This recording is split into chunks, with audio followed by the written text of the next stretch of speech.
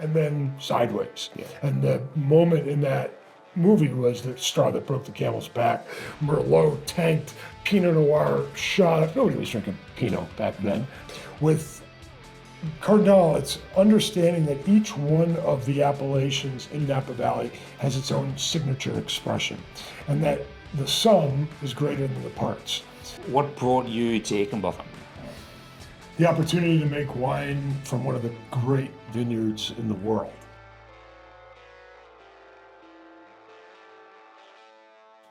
G'day, Chris Carpenter. How are you? I'm doing awesome. Three days in a row, is it? I've had the pleasure of seeing you. It's been a great 3 days. We have to stop meeting like this. This is a bit different though. So we were just with you down in McLaren Vale at the extremely picturesque Hickinbotham Vineyard, having a good look around there. Yeah. So I think that wins over different drop towers here in terms of location. But anyway, I really appreciate you coming in, mate, and chatting all things wine. And we're looking today at an interesting mix of wines because we've got the Hickinbotham Peak, which we'll get to, from McLaren Vale, but then a suite of your Napa Valley wines as well, which is paints a really interesting picture of the region. So first things first, like how's things? You've been in Australia not long now, just for a few days? Yeah, well, I've been here a week and a half now. It's going well, but the vintage is really early this year. Mm. So I was looking at my calendar. I got here yesterday last year, and I had a week before I had to start picking. Yeah. So it's with the dry conditions, with the heat in McLaren Vale, we've been picking fast and furious. In fact, 2 days ago, I picked my last fruit. So it gave me a little bit of comfort coming here, knowing that I didn't have to worry about anything coming off the vine. But I picked the Merlot and the Petit Verdot. You've got minions doing all that for you now, minions, surely. Yes, and I lord over them. So, I mean, if you compare to what's happening in California with global warming and your picking dates, is it changing a lot over there as well? Yeah, it's getting. Last year we had an exceptionally earlier year. The shift in climate conditions is happening. And how we're reacting to that, and the kind of thought process that we're thinking about the future of viticulture and where we're doing it is an everyday conversation. Is that what takes you up into the mountains with these? It's what takes us up into the mountains in Napa, what takes us into places like British Columbia, into England. We're looking in Tassie, and that those two bands that kind of circle the globe where grapes are ideally grown in is going like this, it's shifting. And the Antarctica project you were talking about. Yeah, the penguins. But yeah, we've bought in Oregon, we've bought in Walla Walla. We're a company that wants to have diversification. And in today's world, you have to have it if you're going to be a success. So what brought you into this line of work? I guess you got a more interesting background than most winemakers that I've spoken to. I was a biology undergrad with a bartending career that was going well. Living in a city like I lived in Chicago, that a lot of my colleagues, because I was working in the restaurant industry, were very creative types, actors, musicians, artists, that kind of group. And that was very stimulating. I wanted to use my degree. I wanted to stay connected to the wine or to the restaurant industry in some form. And I wanted to do something creative. And winemaking combined all of those things and has kept me involved in every aspect of that since day one. And so that was back when, like 90s, when you started that journey? And then... Well, 95 was when I left Chicago to study at the University of California at Davis, which, as you know, is one of the great wine program universities in the world. I was bartending since 1984. I'm dating myself, I know. You still do bartending? I bartended all the way till 2020 when COVID rolled in, and then my career behind the pine was done. So, but that's good. My daughter was getting ready to go into her last year in high school, and I hadn't had Fridays off since 1984, so that was a new concept for me. Yeah. This is the Lokoya Merlot, or Lokoya Vineyard Merlot, which is from Howell Mountain. So when you think about the collection of vineyards and sub-regions in Napa that you work with, can you explain where Howell sits compared to, say, Mount Veeder and Diamond? Sure. So there are two mountain ranges in Napa Valley. On the west side of the valley, the Mayacamas Range. On the east side of the valley is the Vaca Range. Howell Mountain is on the Vaca Range. Yep. So air moves in and out of the valley every day because of this pressure differential created by our geography. That cold and wet air goes from south to north and then takes a jog over Howell Mountain, giving it one of the more wet and cold appellations in Napa Valley. And it's an ideal place because it sits above the fog line to grow Merlot. Right. Merlot that has a lot of synergy with Merlot that you think from Pomerol, but has a lot of the depth and weight of a California Merlot. Yeah, right. And obviously a lot more altitude than in Bordeaux. And do you find that as an impact on the intensity of Absolutely.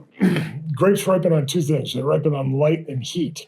Heat drives You're closer to the sun there as well. You're closer to the sun, you're above the fog line. So, and Merlot has probably the highest percentage of pyrazines, which are those compounds that give it more of that capsicum flavor. Those morph with light energy. So if you're closer to the sun and you're getting a longer duration of light energy, you're developing those, you're concentrating more of that fruit character, and you're preserving, because of the cooling effect, you're preserving the structural components, which are the tannins. So you get these Merlots that have great concentration, that have great depth of flavor, and that have a structural aspect that really defines the greatness of a Napa Valley Merlot. And so when looking at, so I know you're passionate about Merlot, like when looking at Howell Mountain Merlot versus, what you get in other parts of North America and Bordeaux, how do you go about maintaining elegance and freshness when you're making wines, when you've got all that power? Yeah, it's a good question. I like to have energy in wines. I want the wines to have, when they're young, I want them to be young and vibrant as they age and become teenagers. I want them to have that energy that they're doing things every day and sleeping until 11. And as they get older, I want them to still have joie de vivre, right?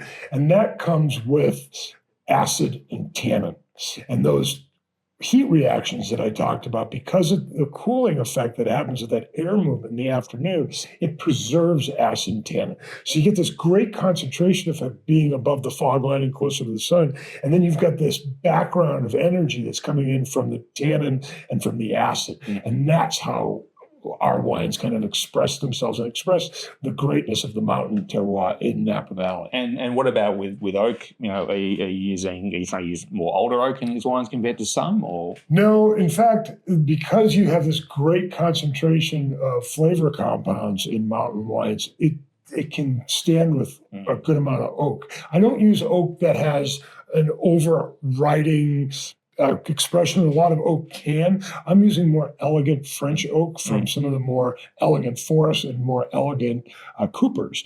So it is meant to be as a framework for those flavors and help to, if you ever go into the Louvre or into the British Museum and you're looking at some of the great pieces of art, there's the great piece of art, but then if you take another step and you look at the frames around those things, a lot of those are meant to then further the appreciation of that art. Oak is the same thing in wine. And if it's too gaudy of a frame, you know it, right? Whereas if it's just the right framing, you appreciate that. It's the same thing with oak. That's a great analogy. And how's brand Merlot going in the States? Because here it's we talked about this the other day, but here it's a bit of a struggle still.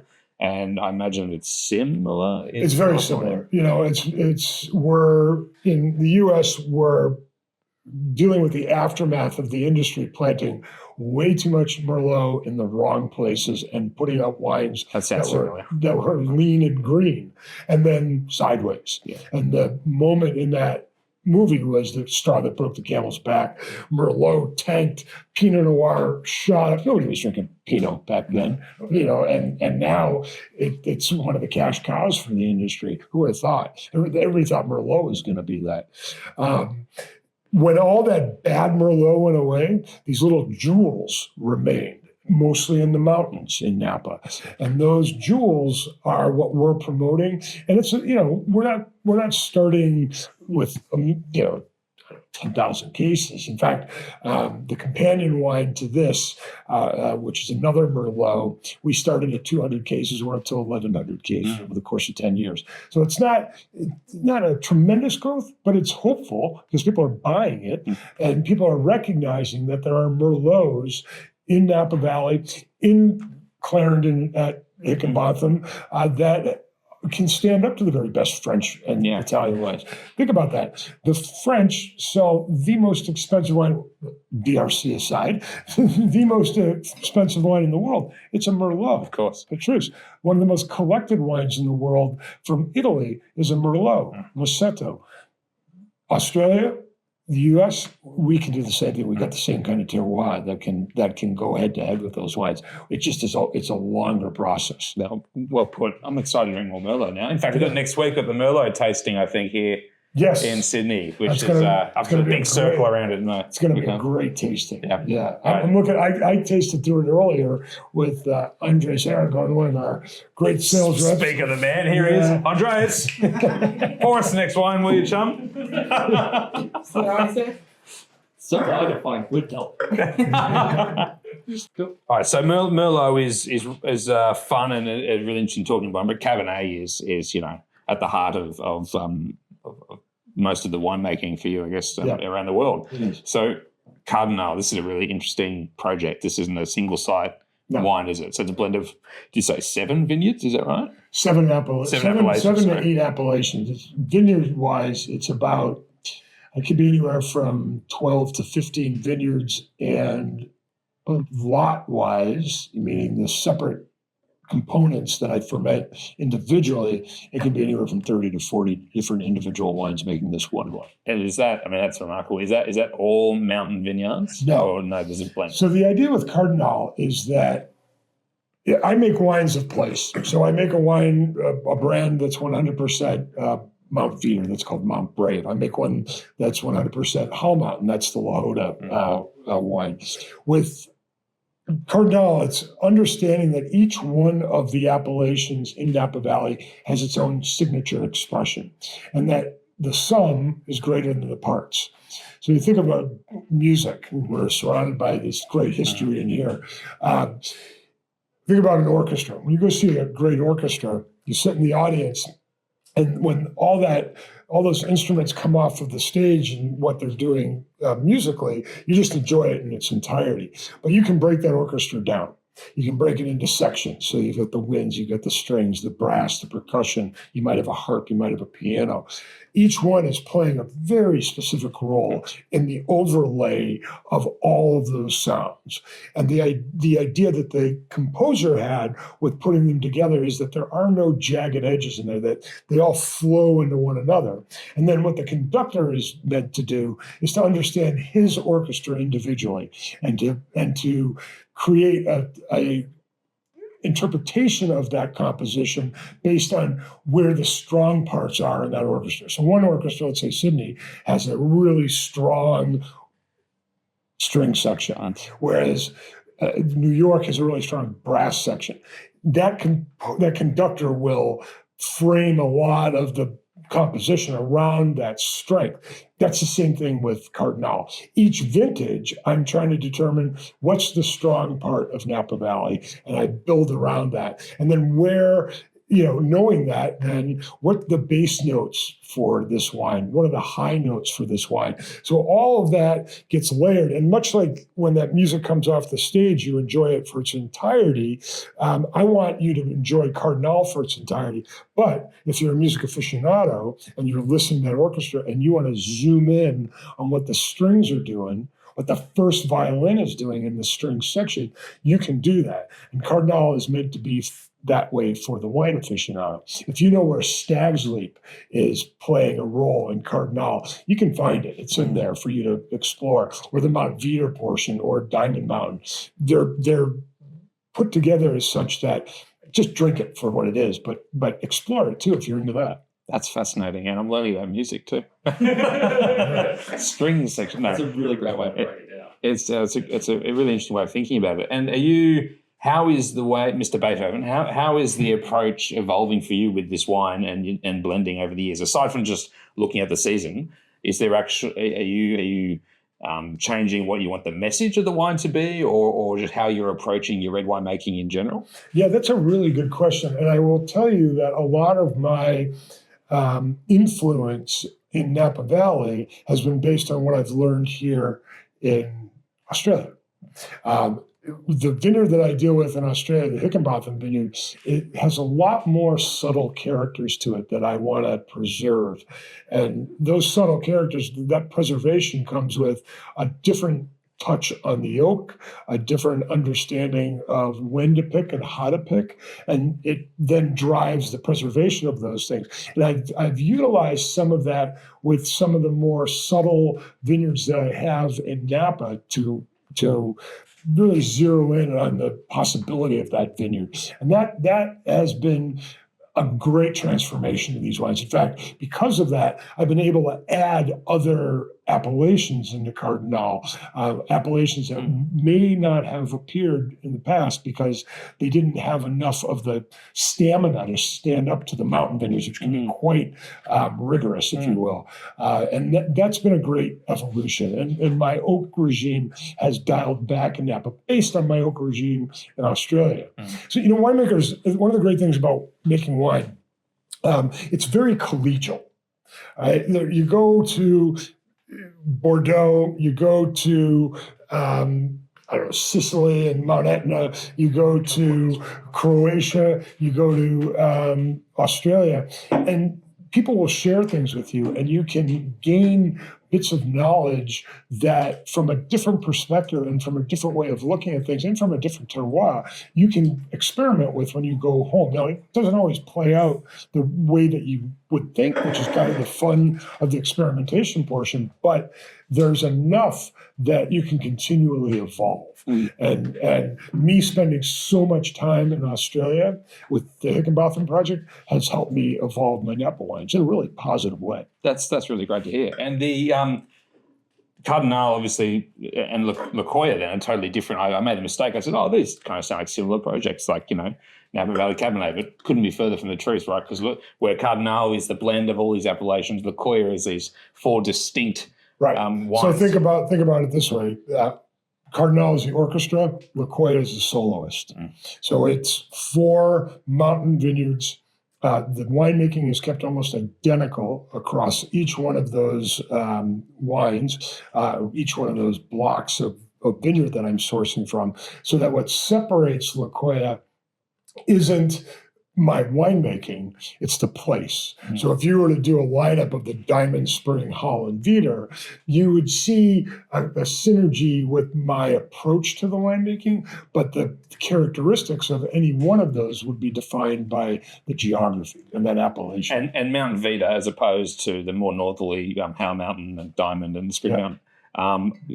I'm not going to just suggest it's warmer because it's further south, but what are the... It's flipped in Napa. Yeah. So remember that cool air comes in first from the south moving north, and then in the morning, that cool air that's sitting in the valley in the form of fog starts draining out. So the cool air reaches Calistoga in the north last, and then that cool air drains out Calistoga first. So it's warmer up there. Right. So in fact, Mount Veeder is one of the cooler appellations. Right, okay. So what it does, going back and closer to Sonoma as well, down there. Right? Sonoma's different. It's the other side of the mountain. Because Sonoma gets a lot of its air from the ocean. Yeah, okay. Whereas in Napa, we get a lot of it from the bay, at the San Francisco Bay. So Veeder tends to have the greatest structural components because it's cooling down first. So those structural components of tannins lock in.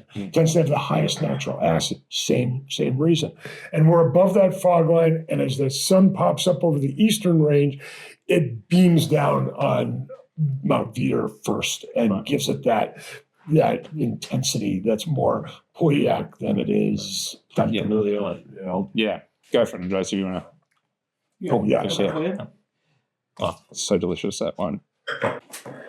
So I'm curious, Chris, as well. You come to Australia obviously to make the Hickinbotham wines primarily, but also to help grow the presence of the American brands here in Australia. What's your take on how Australians are perceiving, Napa Valley American wines? What are the challenges with trying to get these wines out there here? Well, I mean, the obvious challenge is the pricing models. I come from Napa Valley, where the land prices are extraordinary in Napa Valley. We were in the midst of a deal not too long ago that if we had gotten further along, it would have been $1.1 million an acre US. Wow. That drives your pricing matrix. Yeah. So you can't do business at that level without pricing the wines appropriately. And we don't make a lot of wine either, so there's a supply and demand thing. So we come in with a higher priced wine. The Aussie wine market doesn't have that same kind of matrix. It's very different here. I think we're respected by the Aussie wine I'd agree. buying public. I think in the world of wine regions that are recognized, Napa Valley stands up there with some of the best of them. So that and Aussies being the kind of open-minded and ready to try anything culture that they are, it's not that part of it's not been an issue. It's really we have to value the wines at what our costs are, and that land cost is extraordinary. So that's been our biggest challenge. Yeah, and then just the cost of getting the wines here, of course. Because I think that the wine styles are very familiar to Australian palates. They're not dissimilar from the great wines of South Australia, Margaret River, etc. that we love here. Yeah. Different, of course, but not as unfamiliar as parts of Italy or North Europe or something. Right. So when people taste the wines, they love them. We've had great luck with our California wines here when we get them in front of people and people are drinking them. This is stunning. This Lokoya, this is my favorite lineup so far. Just the elegance, I think, in compared to the first two, which are a bit more robust structurally for me anyway. This just seems really in a beautiful place. I appreciate that. Drinking nicely. Mount Veeder. Yum. Bit of warm weather Cabernet. That's beautiful, though. It's gorgeous. It actually has like a refreshment, though. Where's Andres with the towel? I know that. I noticed that with the Malbec as well, just the elegance and like the precision of that wine. I was like, oh wow, it's not exactly what you would think classically of Napa Valley. I think it had a much more freshness and vibrancy. It's all about energy. For me, I want my wines to have energy and that energy to carry over for a lot of years. And that's super important. Let's talk Hickinbotham. Let's talk Hickinbotham. So we had the most fantastic visit earlier this week. Lovely stay and tour around the vineyard, which is just one of the most gorgeous vineyards. Very picturesque up there in Clarendon. What brought you to Hickinbotham? The opportunity to make wine from one of the great vineyards in the world. For winemakers, we can visit these incredible places around the world. Oftentimes, you ask most winemakers, and somewhere in their travels, their holiday travels, they weave in some vineyards because it's done in some of the most beautiful places in the world, right? And you're learning all along the way. But there's nothing like learning while you're making wine. And that opportunity isn't as easy as one would think because most of the time you're either working in the Northern Hemisphere and you've got you can't come over to France, you can't come over to Italy when I'm making wine in Napa Valley. When Jackson family bought the Hickinbotham vineyard, knowing the provenance of that vineyard and the kind of the wine project that it's contributed to, our owners asked if I'd be interested in applying my trade there, given that there was Cabernet on it. And they were doing it, because wanted to give me a project that was new and exciting and that they knew would motivate me on another level. They hit me right at the right time too, because I needed something new and something new to a new learning, if you will. So I jumped at it. You know, if I could make wine out of Maceto, if I could make wine in Pomerol, from the Conseillère vineyard, if I could go to Mount Etna and make wine on the slopes of that volcano from some of the great vineyards there, I would jump at it. But it's difficult. Being Southern Hemisphere, it's cattywampus to Napa, and I could do it, and I could do it at one of the great vineyards in the world. What makes it such a special site? I mean, I know the history. Obviously, it's supplied great wines like Penfolds Grange, Eileen Hardy, Clarendon Hills, Australis, etc. But what makes the site special? Well, a lot of the things that we talked about with Napa Mountains are synergistic to this vineyard. It's got elevation, it's got contours, it's got 365 days or 360 degrees to the sun. It has the breezes that come off of the Gulf in the afternoon, so it's cooling it down in the afternoon. The cold air drops to the Vale floor, and you get a little bit of warming. It's got all of those things that for a Cabernet winemaker are like the requirements for greatness, and those aspects of it I jumped on when I got here because I knew that. The big difference in that vineyard are the soils. And in Napa, our average soil age is around 60 million years old. In Clarendon, which is the northernmost part of the Vale, the average age in our neck of the woods is about 850 million years old. Wow. It's old, it's compact, it's decomposed, it doesn't have a lot of nutrient, doesn't hold water very well. Those things are similar, but that old soil type was a challenge to get to learn. And the fact that everything is unrooted. We deal in Napa with rootstock and scion combinations, and I know those combinations. I know where to plant them based on the soils and the aspect and the air movement. Own vine was a whole new thing for me, and learning that was a couple of year process. Yeah, fascinating. And of course, you had to learn the language as well. Yeah, it's a very the bloke and mate and all that. Shiraz, Grenache. Speaking of which, so this is the peak is a blend of Cabernet and then Shiraz. Yeah. Had you worked much with Shiraz before this project? Well, we made Syrah. We had a couple Syrah blocks on Mount Veeder, in fact, that we made for our club. I had a little club wine that was a Syrah. This combination I had never even thought of because it's very Australian, isn't it? It's very Australian, and which is great because no wine in my Hickinbotham lineup ties me into the tradition of Australian wine like the Peak, which is a classic Cabernet Shiraz blend. This one happens to be 57% Cabernet, 43% Shiraz. And those two varieties are interlocked. I mean, they work so well together. The Bordelais have probably been doing it for a while. They don't tell a lot of people. The Aussies do it and celebrate it. And that, to me, is something else. And, yeah. The thing I love about the Hickinbotham project, too, is it really nicely combines, like, this Australian tradition of these big Shiraz, the blends, but there's some new things happening within the project, like Cabernet Franc. The nest is gorgeous. The Malbec, obviously blending in some Petit Verdot into that as well.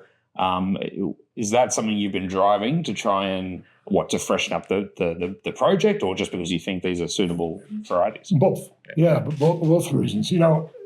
This vineyard, like I said, 360 degrees to the sun, every aspect that you can imagine with a variety of elevations within the vineyard. The vineyard has like a 30 meter from bottom to top run the rise. And so you get different layers of air, different soil depths along that. So you get this variability. And with that variability, you can choose different varieties for different areas that are appropriate, right? And when I'm evaluating my planting decisions, that's the kind of thing that I'm looking at. So the area that we've planted the Malbec, the area that we planted the Franc are ideal for those varieties. And the Franc, I make a couple of Cab Francs back in Napa as well, under Lokoya and Mount Brave. And that is a variety, again, another variety in the same vein as Cabernet and Merlot, that at the very highest level should be celebrated. And a lot of the Cab Francs that I was discovering in Australia were more driven by a Loire style, just a classic one that you think of, which were great. They're awesome wines. But I saw a right bank signature on our vineyard, and not a lot of people were doing it. So it was an opportunity to create a wine of that caliber, of a Cheval Blanc as a model caliber. And that's what we attempt to do with that wine. The Malbec, I have a place in my heart for Malbec because it's what I wrote my university thesis on. So whenever I can bottle a Malbec, I try to do that. Yeah, right. We don't make a lot of it. No. But the other thing with Malbec is Aussies understand Malbec. Yeah.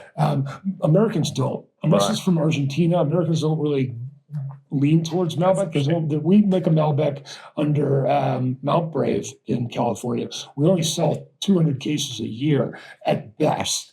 It's because people aren't looking for California Malbecs. Aussies look for Malbec to a degree. You've got a pretty handy team here helping you with Hickinbotham too, and Peter Fraser and Michael Lane and the Angara crew there. What's it like working with those guys? Well, it's awesome. I mean, Mick and I, our vineyard manager, have worked hand in hand in revitalizing that vineyard.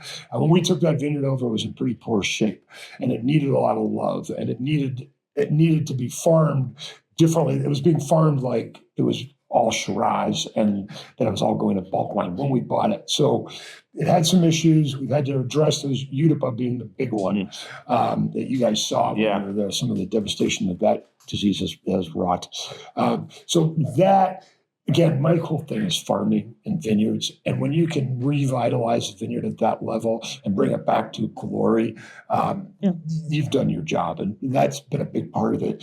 In the winery, I work closely with a guy named Guillaume Camus, who is both mine and Fraser's somewhat assistant. And he, when I'm not here, he oversees the wine. And I have great confidence because he's very exacting. He's very responsible, and he's very big too. He's I very wouldn't want to big. mess with him. He's a Basque, and he played rugby. So we have that in common. I played American League football back in the day, American rules football. So he's a great supporter of the wine. And then you have Shelley, who runs our lab and our logistics. You've got Fraser, who, the first few years, Pete and I must have tasted 300 different Aussie cabs together. Right. Whereas when I was trying to create a library of understanding of the different regions of cab, how does Margaret River separate itself from Coonawarra, from the Yarra, from the Clare, from Clarendon? And that was a great process. And the idea of the Peak came from Pete. He, on a night at the Victory Hotel in Soloists Beach, he said, mate, I think we want to try a wine. Do you got your credit card with it? I said, yeah, what is it? He ordered a bottle of the Bin 60A, which at the time was like $1,100, and the Aussie dollar was stronger than the American dollar at that time. And he didn't tell me that, which is a typical Pete move. And I bought the bottle, and it was outstanding. And he said, I think we can do that at Hickinbotham. And I agreed with him. And here we are. And here we are with the Peak. Yeah. Well, Chris, it's been great to chat, mate. I feel like I could pick your brain. We could talk for hours. There's so much with your experience, all the different regions and projects and vineyards. It's just amazing. So thanks so much for showing us these wines. It's really educational and eye-opening for me and the team here to look at these. And what are we doing tomorrow? We're going to make it 4 days in a row? Should we go to the beach or something? We should breakfast at least. No, I leave tonight. I'm back in the vineyard tomorrow. I'm back at the winery, hopefully making some pressing calls. The thing that I just wanted to say, and hopefully this will make the cut, you guys experienced Hickinbotham. You were in that vineyard, and no better sales pitch than that is needed. Come to South Australia. Send your buyers to South Australia, to the Hickinbotham Vineyard. We've got a crack cellar door team that will take them around this incredible spot and show them why we're so excited about it. Yeah, couldn't agree more. All right, mate. Great work. Love the wines. We'll see you tomorrow morning for breakfast. All right. Cheers, guys. Thanks.